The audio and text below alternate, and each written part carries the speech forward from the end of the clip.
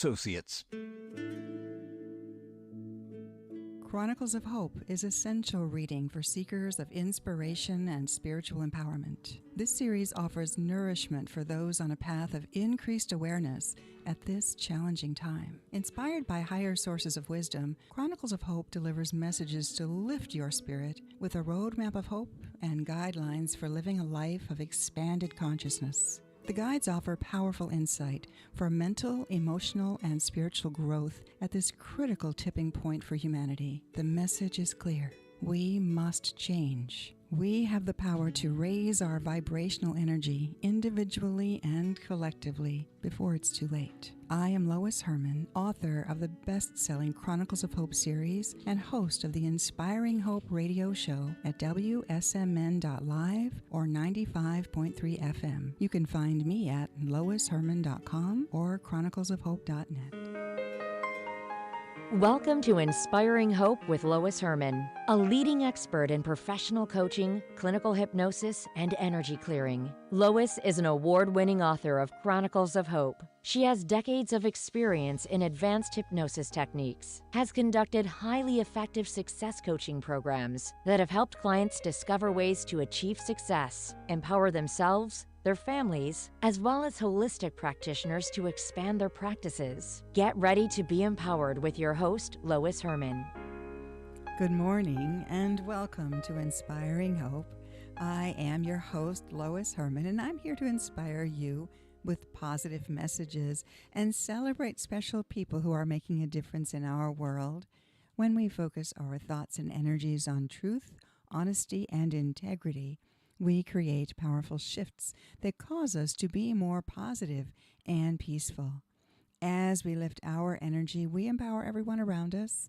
If we each do what we can to make small shifts in awareness, we create ripples of hope. Join us as catalysts for positive change for our families, our communities, and our world at large.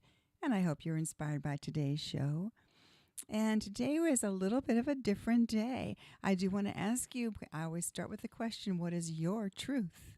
We all have things that we've been taught to believe, other things that we've learned through experience, and still more truths that are unfolding every day through seeking and openness. What is most important is to stand for something, lest you fall for anything. So today I'm going to be joined by my soul sister, Lisa Schermerhorn. We're excited to both be giving presentations on the Truth Tour, and we decided to share them with you first. So be sure and let us know your thoughts. And you can find the agenda for the Truth Tour at truthtour.net. So I'm just going to, we've got a song we want to play by Billy Joel.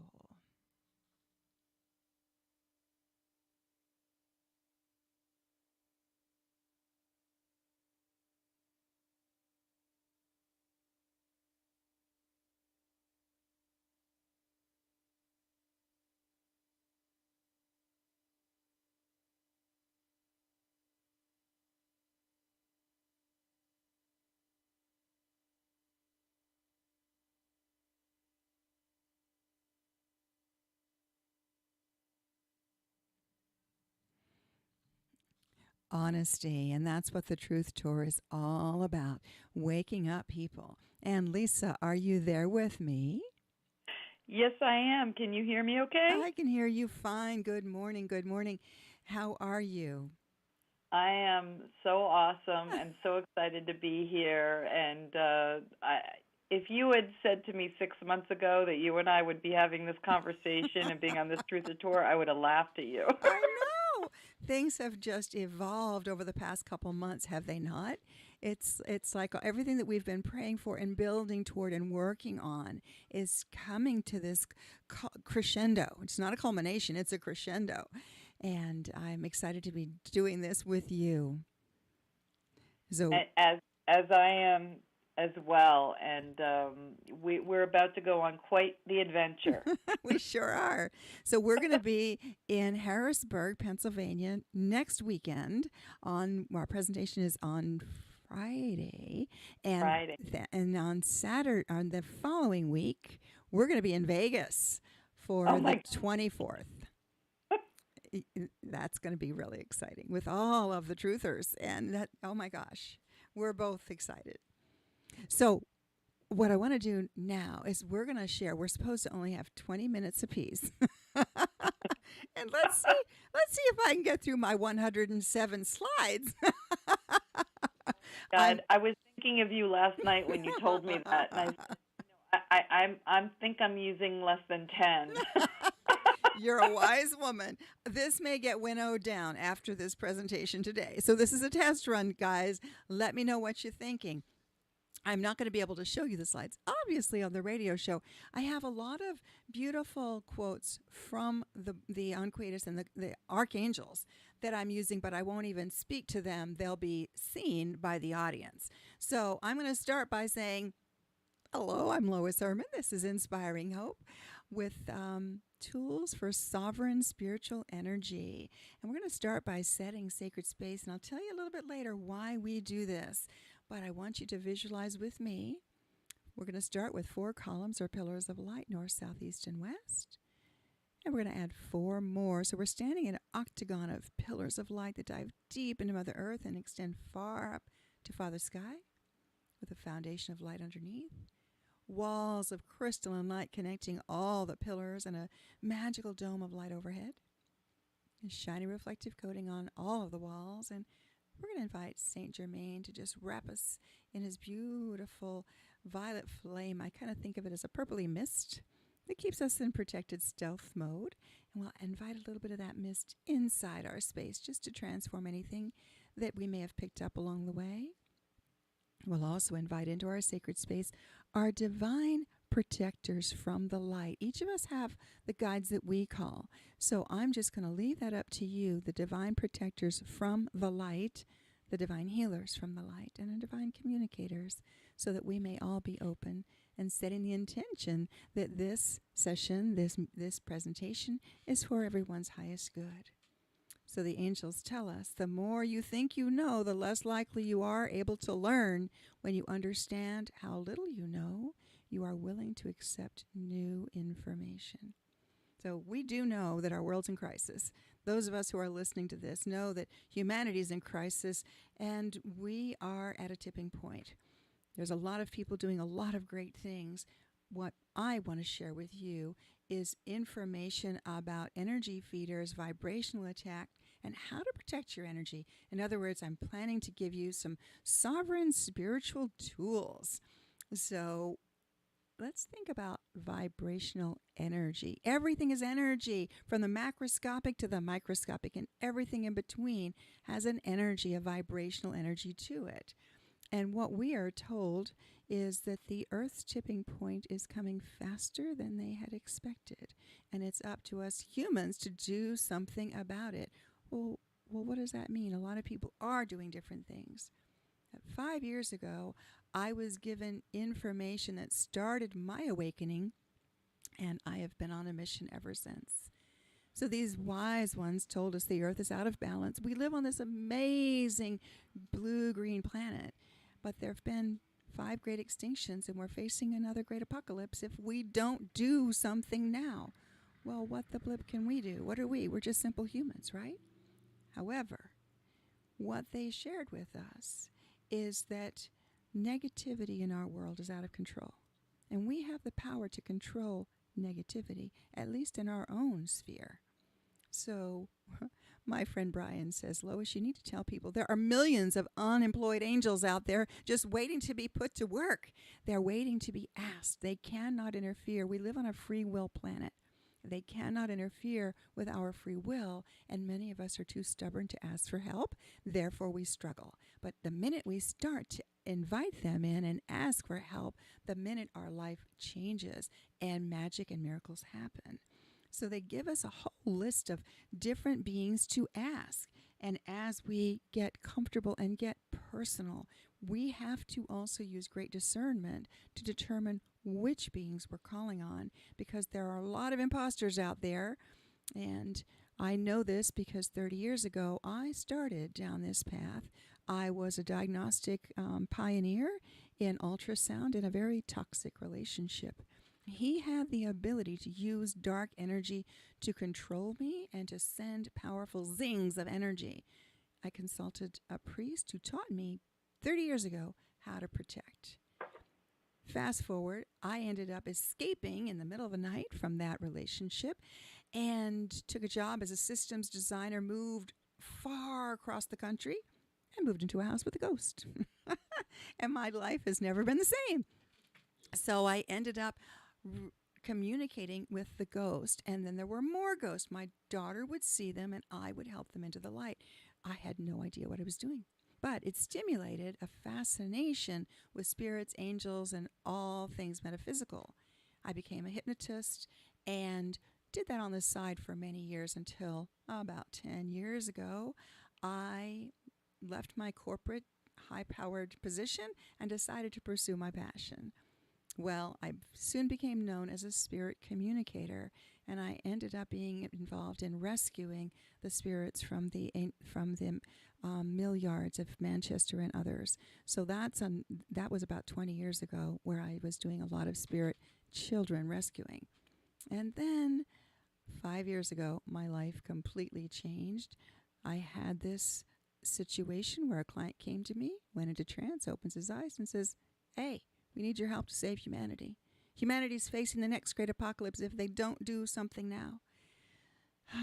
So, 20-something sessions later, I have the making of the 3 books, and we can talk about that later. You're going to see little messages filtered through there, through this presentation, that come from the collective. That's what they call themselves. And one of the things, the messages that Archangel Michael gave to me 30 years ago, was we must ask for protection first, always protection first, then healing, then empowerment. And he told me across all levels: physical, mental, emotional, spiritual, psychic, social, professional, financial, environmental, technological, you name it, ask and it shall be. So I went on to become what I now call a metaphysical light worker. And I am an energy expert because this is the realm that I deal in. I do a lot of work with negative entities, earthbound spirits. Oh my goodness, I've sent thousands and thousands of them into the light. That's a whole other topic. What I really want to share with you today is about what's happening in your energy and how it is being affected and why. So it is about what we do while we're here, not why we're here, but what we do with what we know that has all the value. And we are living right now in a battle of good and evil. But what is really happening in the unseen world is what is important. So yes, we've got this tipping point of division, anger, hate. There's so many things going on. But what's going on behind the scenes? People are unaware that they are in this mass psychosis. But again, why? Let's talk about energy. Earth is energy.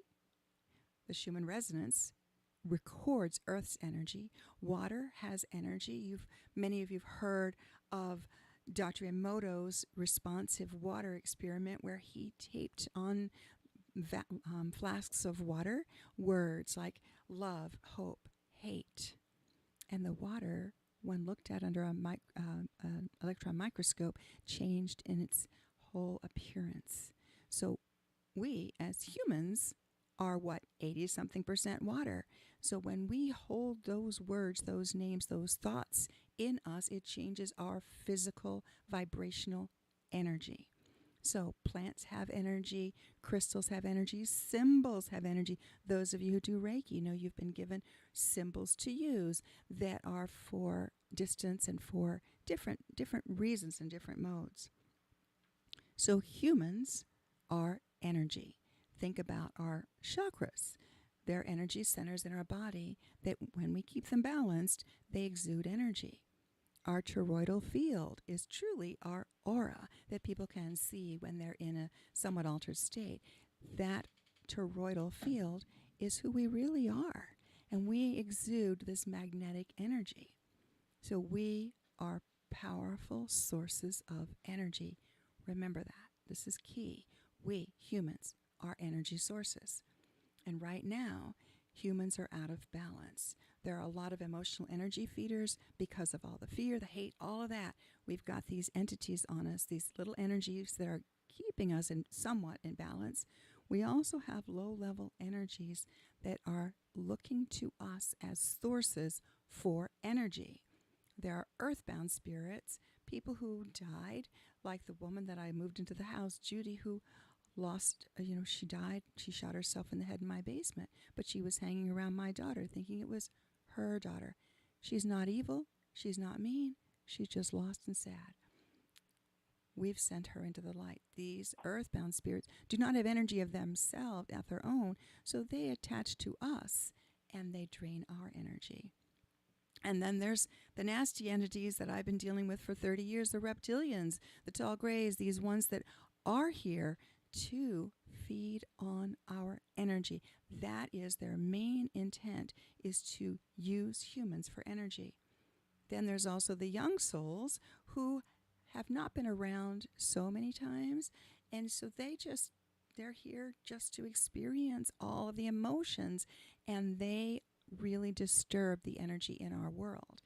And then there's also, we're uncovering so many different types of implants that are put in the light workers, the higher vibe people. And then, of course, there's fear. So there's too much negative in our world. And that's what's causing this global crisis, in addition to all of these feelings of loneliness and the fears of sickness, the job uncertainty. There's so much going on in our world, and it's causing people to have confused beliefs and inciting fear. And what is it doing? It's allowing these entities to feed on fear. Many of you have seen The Map of Consciousness by David Hawkins from Power versus Force, where the low level of guilt and shame are paralyzing. Those are the ones that the entities are trying to just get rid of. They're the useless feeders, as they say. They don't need them. They're looking to create the anger and fear because that's what they feed off of. They want anger and fear among the masses. Those of us that have the peace, love, the higher vibrational energy are the ones that they are trying to inhibit. So they put implants, they put different things, they send people to interfere with our high vibe because they're threatened by us. Because fear causes sickness to humans, and to be healthy, we've got to drink in the light or maintain positive energy. So realize the dark side is in an energy crisis. We've been doing a lot of work cleaning them up. So they feed on the negative energy, they feed on anger, fear, division, and they are afraid. They're really afraid of the high level of love, of peace, of positive energy, of unity. So what we have to do is discover ways to maintain our human resourceful energy in order to keep our energy bright and strong and to project to push them away. So let's talk a little bit about how energy affects and exposures. So I'm going to go through, this is actually a series of slides that's directly from the Uncreated, telling us about these lower energies that are, when a person lowers their vibrational energy because of undesirable thoughts and personal neglect, is when these entities can attach. And what we have to do is be aware of where we're being programmed, turn off the media, and really work on ourselves. They're low-level entities that are from other dimensions. They come through the torn veils, and they are seeking to feed on people's energy as a food source. And as the vibration of our physical dimension lowers, it's easy for these low-level entities to cross the veil. So not only do we have to keep our energy strong, but we have to protect the veils. We've got to protect it for humanity.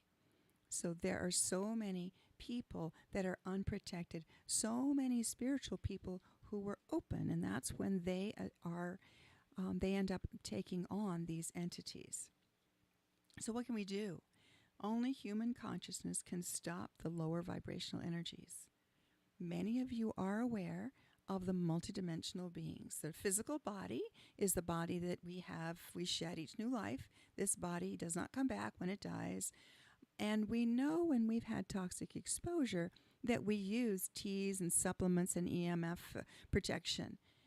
The mental is the intellectual, the creative part of us. This is the part that what we need to do is keep learning, growing, turn off the news, turn off the things that's going to interfere with our mind, and allow us to use our mental abilities. The emotional part of our body is where our memories are that we get stuck. We ruminate over the negative, and we've got to learn to shift to limit our exposure to toxic people and surround ourselves with good and uplifting people. And then there's the spiritual being. This is the eternal being. This is our auric field. When people read an aura, they're really looking at the real person, the whole person. The physical, this body is the clothes we wear inside of our aura.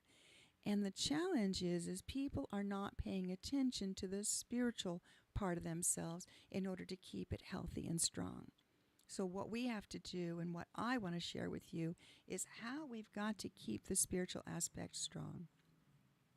And you can hear in my voice it's a little raspy.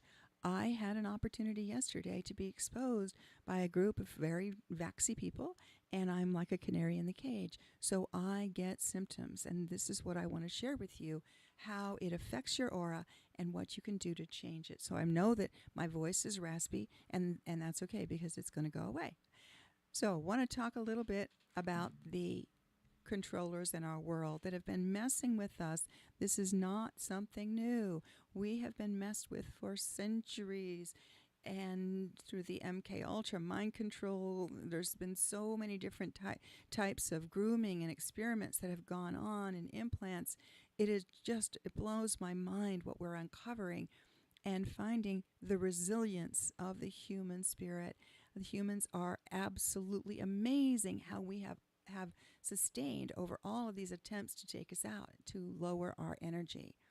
So we've been exposed to toxic exposure through our food, through water, through fluoride, vaccines, aluminum, chemtrails, Agent Orange. That's been going on for many, many, many years without us being fully aware. Now that we're aware, we pay attention to it. So what I want to share with you today is about the auric energy awareness, our aura, that energy around us that many of us can see. Usually my clients can see when they go into trance and they just look at their aura. That has recently changed. So in a healthy spiritual energy, you're going to see a clear aura, a light, bright, colorful, and glowing, and it's balanced, and it can expand. You can expand it, you can contract it. The aura is absolutely amazing, and the colors are unique to the person or situation. Like I typically have a gold aura. I don't know why, but that is just my color aura. Other people that I work with regularly might have they can consistently have a light blue light color aura, or another one might have a pink aura. So we have our own unique personality in our aura, but that's a healthy aura. So traditionally, when people are struggling, they might have a thin, weak aura, a young soul, or it might be depleted. There would be voids from trauma or emotional issues, or cords that are based on curses or attachments, or dark entities that we can see as shadows in and around auras. So we just clear them and send them packing. That's just normal stuff for me. And I have some pictures of what a contaminated spiritual energy looks like in an aura, where it's unbalanced and where there's attachments. So that's just normal in my crazy world. However, how do people pick up these? Well, it's when they're dabbling in dark magic, children with imaginary playmates, curses that have gone for generations, trauma, hospitalizations, or toxic exposure. Many times, light workers their energy is depleted when they're helping other people, and they end up picking up something from someone they're helping. Okay, let's fast forward to 2020. What happened in 2020? We became aware of this pandemic. We'll just call it COVID exposure. We were exposed to mask wearing, to tests, to vax, and we've discovered since then how all of these things are affecting our aura. We're looking, the aura's changed. Something was different. and that was consistent. We were looking at the auras and going, what is going on here? And I say we because I work with a fabulous group of light workers, and we work as a tandem team. The auras were different. When someone had COVID, for instance, the aura was muddy, orange, dense, thick, close to the body. Masks would cause the aura to be depleted. Test, again, this muddy aura. And we also found a lot of people with blocked pineals. In other words, the crown chakra was no longer open. It was completely blocked, as was the brow chakra. And then the other thing that was very different were people that had been vaxxed and shed on, had a lot of metallic, oh, look at that, isn't their aura pretty? It's all sparkly. No, those are metallic flex spots, spikes and butts, and they don't belong in auras. And then we were finding that even people who were around others would end up with this burnt, rusty-looking aura. And what's up with this? It was very strange. What's going on here? We went on to discover even more strange things: coils, cloaks, beacons, things that were placed in people or absorbed into people for different reasons. So, the symptoms, if you've had toxic exposure, just like me, being around wonderful people, vaxxy people, I have burned, my eyes are burning like I've been in a smoky room, my throat is scratchy, my lungs get constricted, and I'm itching all over. I'm like very sensitive, very much an empath, and I pick up on this. Others do as well. So people will notice that something is not right in their energy, in what they're feeling. And what we've been told is that there are ways to change this. Mother Gaia actually came through at one point and with her hands on her hips at one of our group meetings, our team meetings, and said, "You guys are always calling on the archangels, and they're fabulous, but you are my children. You need to call on me. I can clean that gunk out of your body if you call on my energy." So that's what we do. And I'm going to go through this with you in just a few moments. Also realize that our precious animals are exposed as well. They are exposed to us. They're on the ground. They're walking around in bare feet. They're connecting with a lot of the stuff from all the chemtrails and all this other stuff that we bring in the house. They're exposed to. And so we've got to make sure that we clear them as well. So I go into I did a 4-hour webinar on transforming toxic energy, reboot, realign, and reprogram the zombies. So that I can't give you all of that today. I can give you just a taste so that you can understand how important this is. This is a critical piece that people are missing in their spiritual hygiene. We must take care of our spiritual selves in order to take care of the rest of ourselves. So I just went through with you the sacred space, and you can find all of these exercises on my loisherman.com/info page. I've created a page that has videos, audios, and all of this stuff free. I give it away because it's that important. So I just went through the sacred space with you. And I do that, people who know me know that I do that to protect from any nefarious energy coming in. I'll do that at the start of my day with clients. I do that morning and night to sleep better at night and to set my intention for the day. But there's also the Auric cleansing protocol that is really detailed. I did that this morning, actually last night and this morning, so I know that my aura is healing. I'm drinking my dandelion tea. I'm doing everything I need to do to remove the residual that's stuck in my aura, and it will get better. But there's a whole cleansing protocol that we use, and it keeps evolving.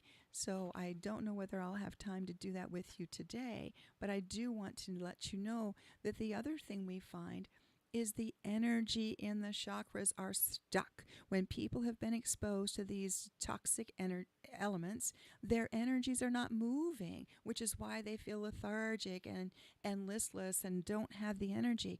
And once we use, this was the Mother Gaia technique. She sends up her beautiful molten liquid light that we bring it up to each of the different chakras and getting them to spin. Because if we keep our energy flowing and spinning, it's a little bit harder for anything to stick in it. So we've got to keep our chakra spinning and our auric field in a moving state. So then there's the protective bubble that the priest taught me many years ago. It's evolved over time, but just imagine you've got a spacesuit on. You've got a bubble around you with a shiny reflective coating, and St. Germain's violet flame, keeping yourself in that protective bubble as you go through the day, is critical to keeping your energy strong. So this is what we're doing with energy alignment. And the secret sauce, the absolute secret sauce, is we must ask. We've got guides that work with us, but we must ask. They do all the work. We just point and say, can you help me with this? Sure. And they are willing to ask with discernment. You've got to make sure that you are working with guides from the light. And if you are dealing with issues and you can't clear your energy, reach out, because we are finding so many things in people's auras, from these implants from the extraterrestrials, the tall grays that have been implanting in the light workers when they were like 3 years old, because they can recognize the high vibe frequency, and they've got these nefarious designed tools to avoid the beacon. They've put beacons in to avoid the light worker from fulfilling their mission. So that actually is about 20 minutes. So I'm going to have to wrap this up by saying that we've got a powerful unseen world around us, and we need to protect our energy. We've got to heal ourselves and empower our spirit. We've got to do this for ourselves, our children, our families, for humanities, because we are the creators. We decide what our lives are going to be. We decide what our world's going to look like. It's not up to anybody else. It's up to us. So thank you. Come and see me at my table, and I will share as much information as I can, because my mission is to share what I have learned with you. Thank you so much. Ta-da! Lisa, are you still there? I'm still here. Are you sleeping? I was just listening so intensely, and I can attest. And this is the thing that's so hard, is I myself, as an energy worker, I clear myself daily. I protect myself. I wear all kind of protective jewelry that's supposed to deflect all this stuff. And I was at the 4th of July parade last week, around thousands of people. And I got home. I was sick, couldn't move. Talked to Lois. Lois checked my energy field. And what color was my energy field? Orange. Orange, muddy orange, yep. Muddy orange. Yep. It happened time and time again. So we can tell. And it's, if you've been around people, no matter what kind of clearing you do, it affects your aura. Now you've got this rusty. It's from the graphene oxide. Exactly. Absolutely. So I was very grateful. Lois took me through some very powerful clearing exercises, and the difference in how I felt was immediate. And I will tell you, one of the things that they really don't do a good service to when people are trained in working with energy is protection. Yes. One of the things that's completely overlooked, and I would say the foundation and most important thing that you need to do before you do anything, is protect yourself first. Absolutely. And we don't have the time, but I could go into countless where I have been attacked. I've been working with clients and suddenly heard another voice. Yep. And so it's real. And even if you say you don't believe it, because I didn't believe, I always thought, since if you have good thoughts and good energy, they hurt you. No. Not true. No, if you got that high vibe, you're tasty. You're good. Yeah, you're tasty. You got some good tasty energy going. We'll have to have so follow us on the Truth Tour, and we'll have discussions afterwards, I'm sure. So Lisa, I'm going to turn it over to you. You have a fabulous presentation, and I'll just let you roll. Yes. So the title of my presentation is "In Every Belief is a Lie," and if you look at the word belief, L-I-E is in the middle of it. And this was such a profound, working with the subconscious mind, it was such a profound thing for me to sit with that sentence. And, most of us, how many of you believe that what you know is true? Everyone will raise their hands. You wouldn't believe it if you didn't think it was true. But how many times did you think you were right about something, better yet certain about something, to discover that you were wrong? And that can be really jarring. And it even happened to me recently in a meditation class. We would alternate leading it. My friend was leading it, and she was using some language that is a foreign language. And I started getting irritated because she was doing it backwards. And I even at one point stopped her and said something, and she just ignored me and kept going. And it bothered me, and then I finally let it go. The following session we met, the next person who was leading it, she did it backwards too. And then I realized, oh my God, I've been doing it backwards.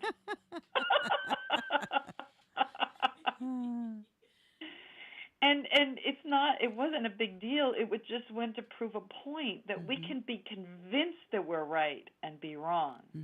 And so I talk to people about what's the difference between your belief and knowledge. You would think it's your level of certainty, but I was certain that the woman was doing the meditation incorrectly. So how can that be? Well, I talk about beliefs and where they come from. And, where do you think your beliefs come from? And what's interesting is from the time we're born and even before we're born, because we can actually inherit the beliefs of our parents, grandparents, and ancestors unconsciously. And they work through us, and we don't even know where these beliefs come from. But we have 5 major brain frequencies that our brain moves in and out of. And as a newborn, we start out at a brain frequency called delta. And delta is a big wave. And if you think about all the things that a newborn has to absorb, it's extraordinary. Light, color, sound, taste, emotion, all of those things. And that information is being absorbed at such an enormous level, but they're also picking up on your beliefs, your thoughts, your emotions, what's going on, fear especially, anxiety. They pick up on all of that. Then as you go into elementary school, you're moving into the brainwave state of theta, still picking up enormous amounts of information. Even Dr. Bruce Lipton talks about the fact that from the time you're born till 7, most of your belief systems are already programmed into you, which is really extraordinary if you think about how frightening that is. Yeah. And then we move into the state of alpha. And how many of you have driven down the road and passed an exit, just completely zoning out, or getting to a destination, don't even remember how you got there? Well, that's the state of alpha. And we zone out a lot. And what happens is we're actually being programmed at that point in that state. And there's a very powerful technique called Huna, and it's the ancient Hawaiian teach this. And you literally can do a lazy eye stare. And if you take your fingers and you bring your fingers out to the periphery of your vision, and you bring your eyes out so that you can, get to the edge of your peripheral vision and just do a lazy eye stare and take a deep breath, you're actually putting yourself into the state of alpha. And what happens is, and I hope you'll do that now, you will absorb this information and retain it at a deeper level. And then when you want to use it, you can put yourself back into that state, and when you do, you retain, you can regurgitate, you can bring that information back out and retain it quickly. So if you have to memorize anything or you need to take a test, it's a great technique to have. And now when people are speaking at a regular, as adults, we're in the state of beta. So as a child, if you think about your programming, your background, your socioeconomic status. So if you imagine a lens, and each person has their own distinct individual lens, and we get programmed by your socioeconomic status. So So what was money to you as a child? Did money flow easily and effortlessly, or was money looked at something that other people have and you don't? What was your religion? Your religion can dictate what you wear, what you eat, who you even marry, who you relate to. Were you a free spirit, or did you have a strict upbringing? Another big one is people with money, beliefs around money. I was speaking to a group about money mindset and asked the people in the room to tell me about the people in this mansion. And everyone spoke up, and they were saying they hate each other.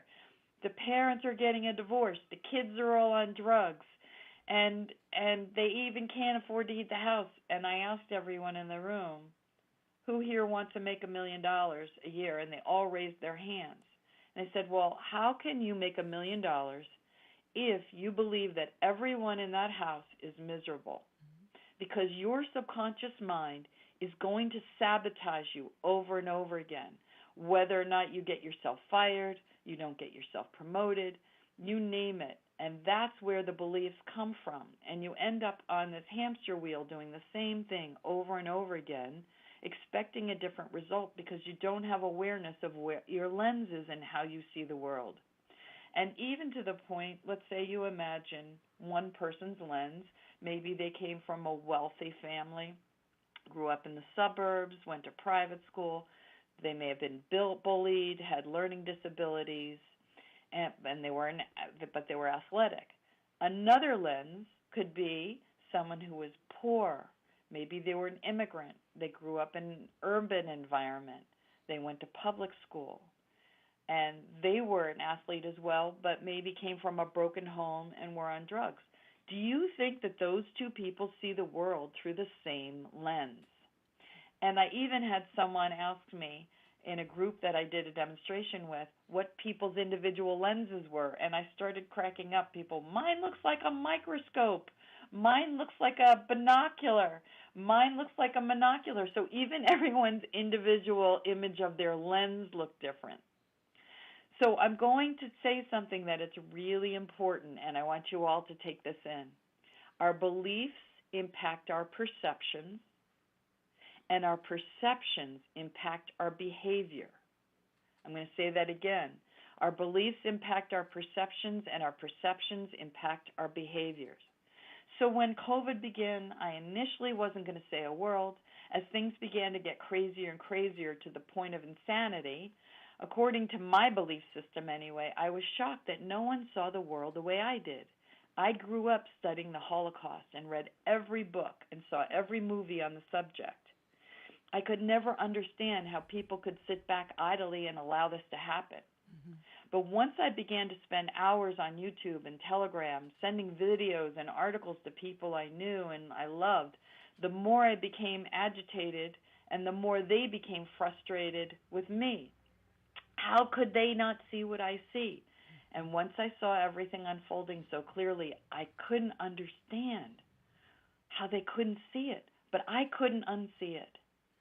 And the clearer it became to me, I realized that I was witnessing the unfolding of what I was looking for as a teenager, that I was having the opportunity to have the answer that how people could voluntarily participate in their own destruction.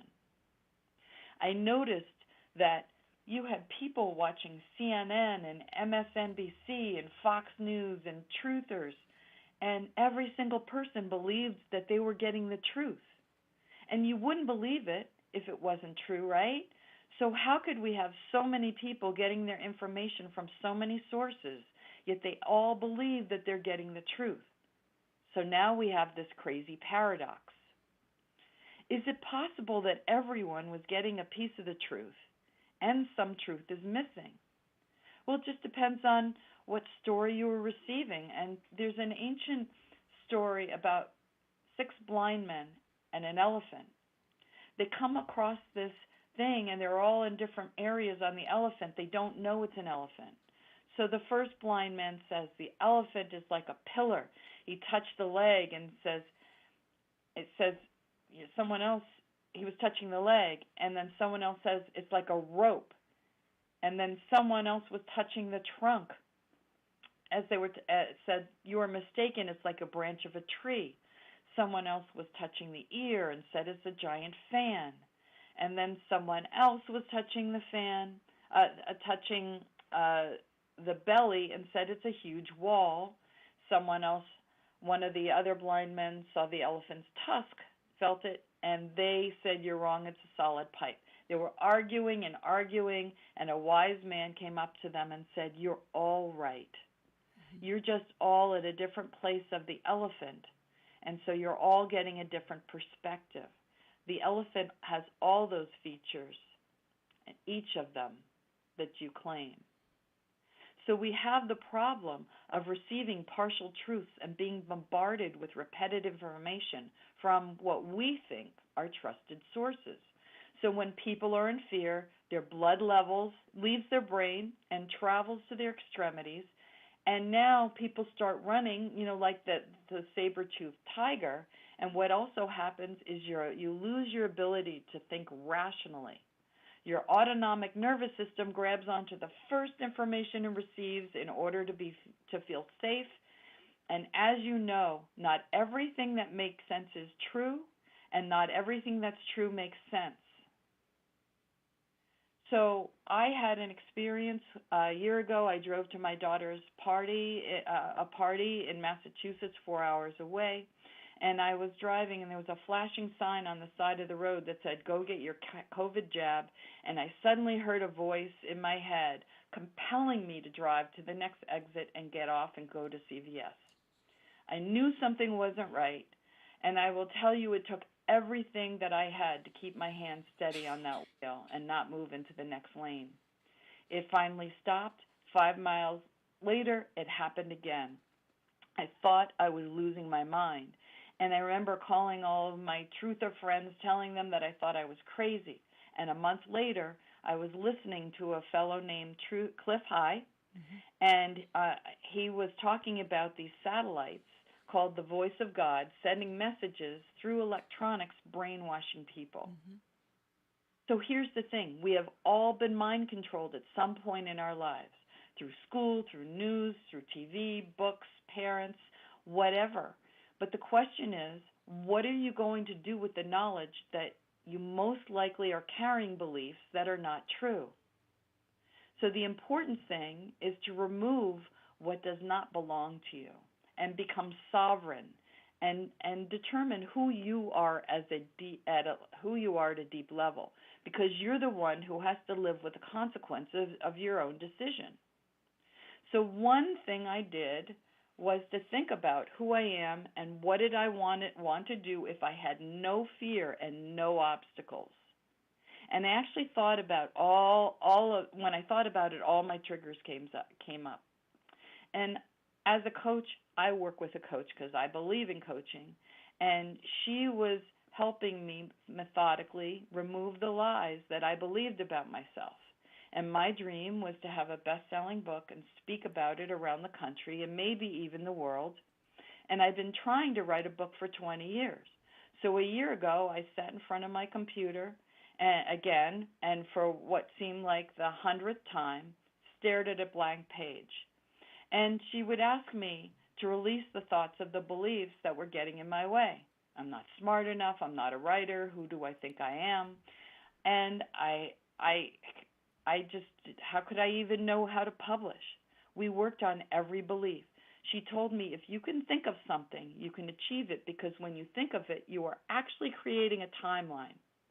And now that it's on my timeline, the only thing that's stopping me are my own thoughts, like putting boulders on a road, on a highway. And my highway looked like a landslide. So she had me envision my goal over and over again, and not to be attached on how to achieve it.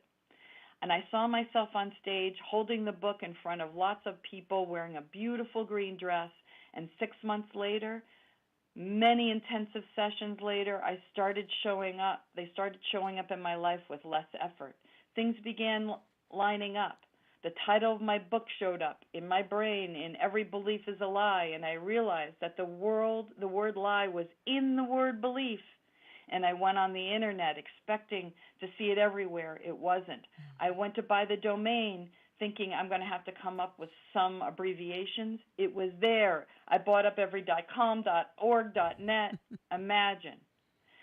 And I thought, okay, I'm going to start writing, and I started writing nonstop. It just started pouring through me. And one day I was on Michael Jaco, and Kevin Hoyt was on there, and he was being interviewed saying that he was running for governor in Vermont. And I thought, how is this possible? I'm a truther. I helped start Vermont Stands Up, and here's this guy who's talking about all this, and I had never heard of him. I emailed him, and the next day he contacted me, said, we need to meet. And he said, I want to meet you next Sunday. I said, well, I'm going to be in New Hampshire visiting my daughter, so let's see if this, if it works, if we pass each other, on the highway, if it works out. So as I'm driving, I get a call from Kevin. Where are you? I said, I'm coming up to the Montpelier exit. He said, so am I. Get off. I get off the highway. He's like, are you in a white car? I said, yes. I said, oh, my God, this is creepy. I don't even know who this guy is. We stop at a cafe. I told him my story. And then I asked him if he knew Dr. Christiane Northrup. And he said, no, but I might be able to connect you. The next thing I knew, he called me up and he said, not only am I going to introduce you to Dr. Northrup, but I'm getting you on Michael Jaco's show with her. Oh, my gosh, one of my idols.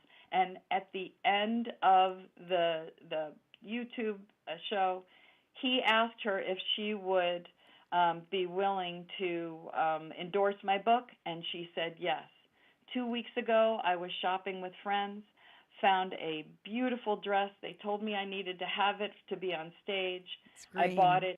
I got home and realized it was the green dress I saw myself on stage a year ago with my book completed. Wow.